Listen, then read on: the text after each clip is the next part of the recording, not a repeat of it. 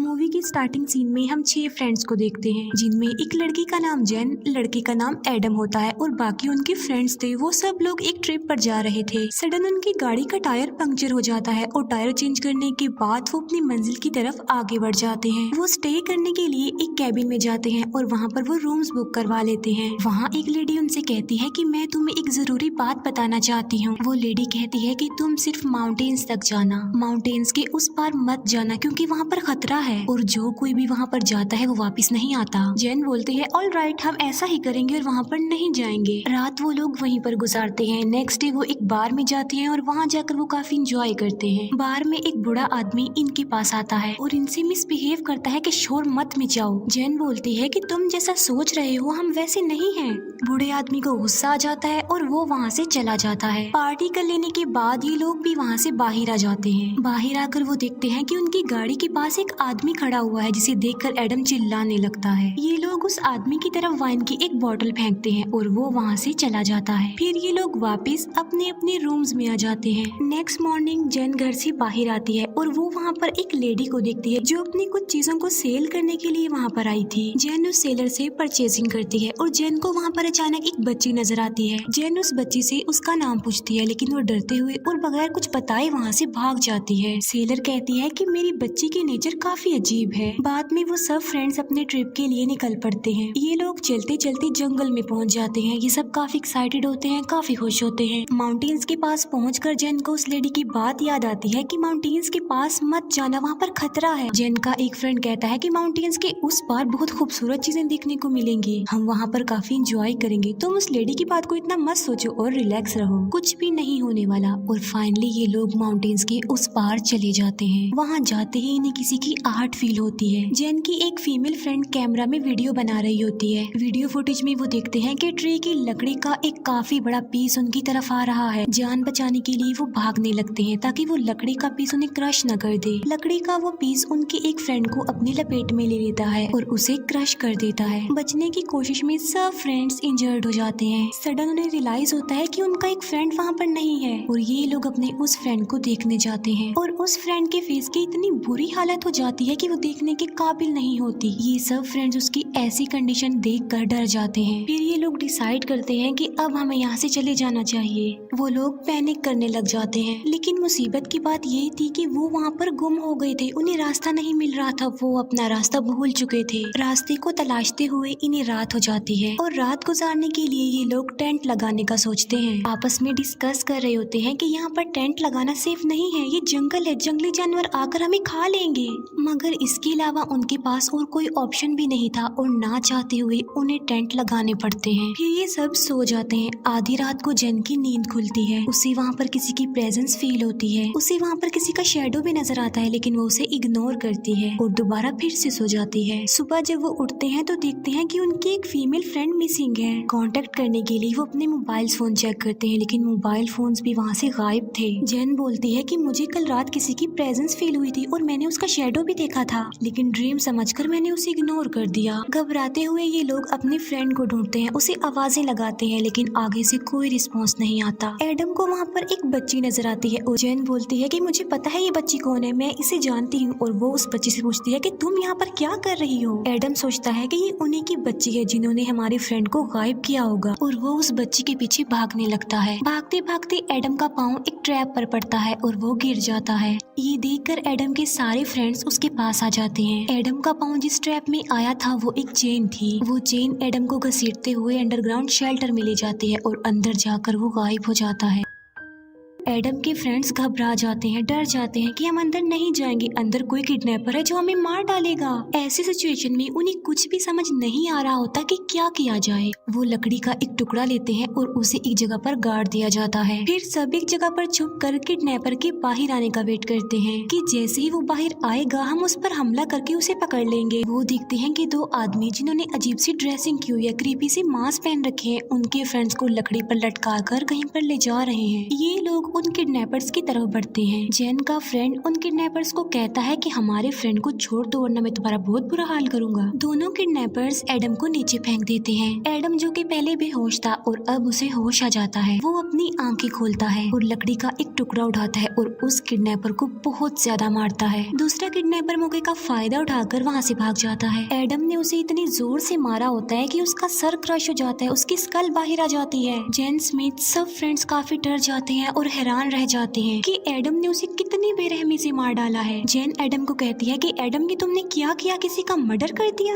क्या पता वो तुम्हें ना मारता, तुम बच जाते। जिस पर एडम कहता है कि मैंने ये सब कुछ अपनी सेफ्टी के लिए किया है। वो देखते हैं कि उनकी वो फ्रेंड जो गायब हो चुकी थी वो वहाँ पर आ जाती है। वो उस आदमी की डेड बॉडी को देखकर कहती है कि ये तुमने क्या कर दिया, किसी का मर्डर कर दिया, वो भी इतनी ब्रूटल तरीके से। जेन कहती है कि तुम कहाँ थी, हमने तुम्हें कितना ढूंढा, हम समझे कि तुम मर चुकी हो। जिस पर वो कहती है कि मैं यहाँ से निकलने का रास्ता ढूंढने गई थी, वहाँ पर मैंने कुछ स्ट्रेंजर्स को देखा और मैं चुप गई। मौका मिलने पर वहाँ से जान बचाकर मैं भागकर यहाँ आ गई। वो सोचते हैं कि हम किस मुसीबत में फंस गए हैं, हमें एज सून एज पॉसिबल यहाँ से निकलना होगा वरना हम भी मारे जाएंगे। ये लोग आगे बढ़ते हैं। आगे बढ़कर ये किसी की आवाज को नोटिस करते हैं। आवाज सुनकर ये लोग अलग अलग होकर भागने लगते हैं। जेन का एक फ्रेंड एक फायर से टकरा जाता है और एक पोर्ट जिस पर नुकीले हथियार लगे थे वो आकर उसके चेस्ट पर लगता है, जिससे वो इंजर्ड हो जाता है। लेकिन थोड़ी देर बाद वो अपनी नॉर्मल हालत में हो जाता है। वो लोग फिर से भागने लगते हैं। उनकी एक फीमेल फ्रेंड किसी चीज से टकरा जाती है और एक बहुत बड़े डिच में गिर जाती है। एडम उसे बचाने के लिए डिच के पास जाता है। वो देखता है कि वहाँ पर लकड़ी के स्पाइक्स हैं जो कि उसकी बॉडी में घुस चुके हैं और एडम से हेल्प मांगती है। एडम बहाने से वहाँ से चला जाता है कि मैं किसी को बुला कर लाता हूँ तुम्हें यहाँ से बाहर निकालने के लिए। वो लड़की समझ जाती है कि एडम अब वापस नहीं आएगा, उसकी मरने वाली हालत हो जाती है। वो लड़की देखती है कि वहाँ पर कोई स्ट्रेंजर आ गया है, उसने हाथ में तीर पकड़ा हुआ है। वो स्ट्रेंजर उस लड़की पर तीर से वार करता है और वो मर जाती है। अब सिर्फ 4 सर्वाइवर्स रह गए थे। सब लोग अपनी अपनी जान बचाने के लिए भाग रहे होते हैं। वो एक जगह पर जाकर छुप जाते हैं। कोई आदमी जैन के फ्रेंड को ऊपर की तरफ खींच लेता है। जैन पर भी कोई अटैक कर देता है जिसकी वजह से वो बेहोश हो जाती है। जैन को जब होश आती है तो वो खुद को एक अंडरग्राउंड केव में पाती है। उस केव का ढक्कन खुलता है और वहाँ पर एक लड़की होती है। जैन उसे कहती है कि तुमने मुझे नहीं पहचाना, मैं तो तुम्हें जानती हूँ। वो कहती है कि खामोश हो जाओ वरना मैं तुम्हें खाना भी नहीं दूंगी, मैं तुम्हें भूखा मार दूंगी। जैन उस लड़की से हेल्प मांगती है और वो उस केव का ढक्कन बंद करके वहाँ से चली जाती है। थोड़ी देर के बाद वो वहाँ पर एक सीढ़ी फेंकती है ताकि वो उसके जरिए ऊपर आ सके। जैन जब ऊपर आती है तो वो देखती है कि उसके सारे फ्रेंड्स को लाइन में खड़ा किया हुआ है। जैन समेत सबकी फेसेस को कवर कर दिया जाता है। उन सबको एक कबीले में ले जाया जाता है और उनसे कहा जाता है कि अपने घुटने टेक लो। ये कहकर उनके चेहरों से कवर रिमूव कर दिए जाते हैं। कबीले का लीडर कहता है कि तुम लोग हमारी लोकेशन पर आ गए हो और तुमने हमारे एक साथी को भी मार दिया है। जैन बोलती है कि हमने किसी को नहीं मारा और फिर वो किडनैपर बोलता है जो उस वक्त अपनी जान बचाकर वहाँ से भाग गया था। वो कहता है कि तुम्हारे फ्रेंड की जान बचाने के लिए हम उसे माउंटेन्स के पीछे छोड़कर आ रहे थे, लेकिन बदले में उसने क्या किया, उसने हम पर अटैक कर दिया और हमारे एक साथी को मार डाला। वो मरे हुए साथी की डेड बॉडी को उनके सामने टेबल पर रख देता है। डेड बॉडी का काफी ज्यादा बुरा हाल था। जैन बोलती है कि हमें लगा कि वो हमें मार डालेगा, इसीलिए हमने सेफ्टी में उसे मारा था, हमारा कोई ऐसा मकसद नहीं था। कबीले का लीडर बोलता है कि तुम मिसअंडरस्टैंडिंग में किसी की जान ले लोगे और अब तुम सब भी 1 बाय 1 मारे जाओगे। वो लीडर एडम को एक जगह पर लिटा देता है। वो कहता है कि मैं तुम्हें ठीक वैसे मारूंगा जैसे तुमने मेरे साथी को मारा है। वो एक लकड़ी का टुकड़ा उठाता है और उसके सर पर वार करता है। वो एडम के सर पर तब तक मारता रहता है जब तक उसके सर का कीमा न बन जाए। बहुत ही ब्रूटल तरीके से एडम की भी मौत हो जाती है। जैन घबरा जाती है कि ये सब क्या चल रहा है और वो रोने लगती है। जैन का एक फ्रेंड जान बचाने के चक्कर में वहाँ से भागने की कोशिश करता है। जैसे ही वो वहाँ से भागने लगता है वो लीडर नाइफ से उस पर स्टैब कर देता है और वो लड़का नीचे गिर जाता है। फिर वो एक आयरन रॉड लेकर उसे बहुत ज्यादा गर्म करता है। उस गर्म रॉड को वो उसकी आईज में लगा देता है जिससे उसकी आईज गायब हो जाती है, बड़े बड़े होल हो जाते हैं और वो लड़का ब्लाइंड हो जाता है। बाद में उसे एक जगह पर ले जाकर बंद कर दिया जाता है। फिर जैन से कहा जाता है कि तुम भी मौत का ऐसा ही सेम मजा चखोगी। जैन बोलती है कि हमें मत मारो प्लीज, हम तुम्हारे साथ रहने पर एग्री हैं। लीडर ये सुनकर कहता है कि तुम्हारे फ्रेंड को तो हम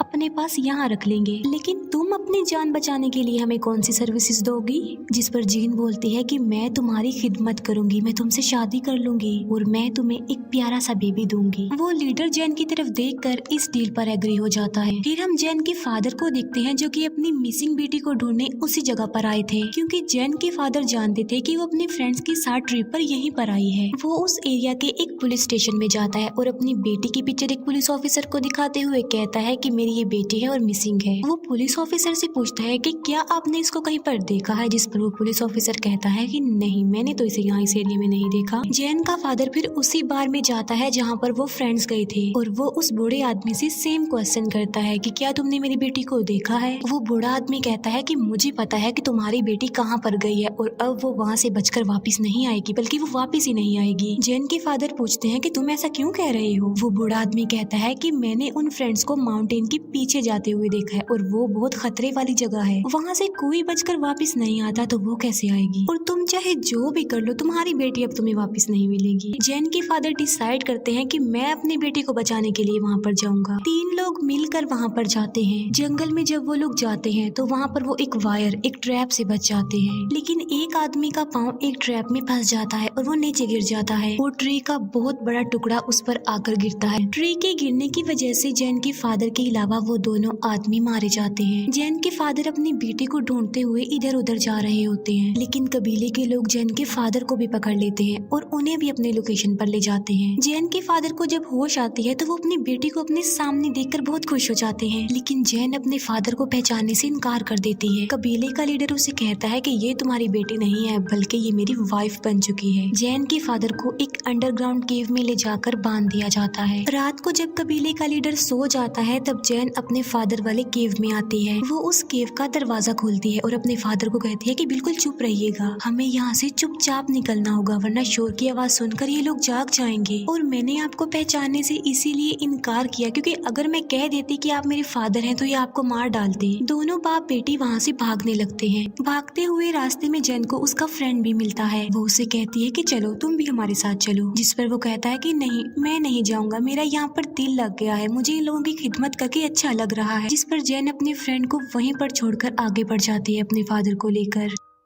कबीले वालों को उनके भागने के बारे में पता चल जाता है। कबीले वाले लोग उन बाप बेटी पर अटैक कर देते हैं। जैन के फादर के पास एक गन होती है जिससे वो उन लोगों को शूट कर रहे होते हैं, जबकि जैन तीरों से उन लोगों पर वार कर रही होती है। फिर वो दोनों बाप बेटी किसी न किसी तरह अपनी जान बचाकर वहाँ से भाग जाते हैं, लेकिन एक बार फिर से कबीले के बहुत सारे लोग इन पर अटैक कर देते हैं। बार में जिस बूढ़े आदमी को हमने देखा था वो उन लोगों की हेल्प के लिए अपनी पूरी टीम के साथ वहाँ पर पहुँच जाता है। वो बूढ़ा आदमी और उसके लोग कबीले वाले लोगों पर फायरिंग करने लगते हैं। अब वो बूढ़ा आदमी दोनों बाप बेटी को अपनी गाड़ी में बिठाता है और उन्हें वहाँ से ले जाता है। दोनों बाप बेटी बिल्कुल सही सलामत अपने घर आ जाते हैं। फिर हमें कुछ मंथ्स बाद का सीन दिखाया जाता है। जैन अपने घर वापिस आ रही होती है और जो उसके सामने होता है वो उसे देखकर हैरान रह जाती है, क्योंकि वहाँ पर कबीले की एक लड़की और वही कबीले का लीडर बैठा हुआ था। जैन अकेले में कबीले के लीडर से बात करती है कि प्लीज तुम मेरी फैमिली को कोई नुकसान मत पहुँचाना, मैं तुम्हारे साथ चलने के लिए राजी हूँ। जैन कबीले के लीडर के साथ चल पड़ती है। वो उन लोगों के साथ गाड़ी में बैठकर कबीले की तरफ जा रही होती है। फिर हम देखते हैं कि अचानक गाड़ी का एक्सीडेंट हो जाता है। जैन गाड़ी से बाहर आती है और उसके हाथ में एक चाकू होता है। कबीले का लीडर अपनी जान बचाकर वहाँ से भाग रहा होता है और वो उस चाकू से उस कबीले के लीडर पर कई बार स्टैब करती है और वो मर जाता है। जैन उस बच्ची को लेकर आगे बढ़ जाती है और बस यहीं पर ये मूवी एंड हो जाती है। Thank you for watching.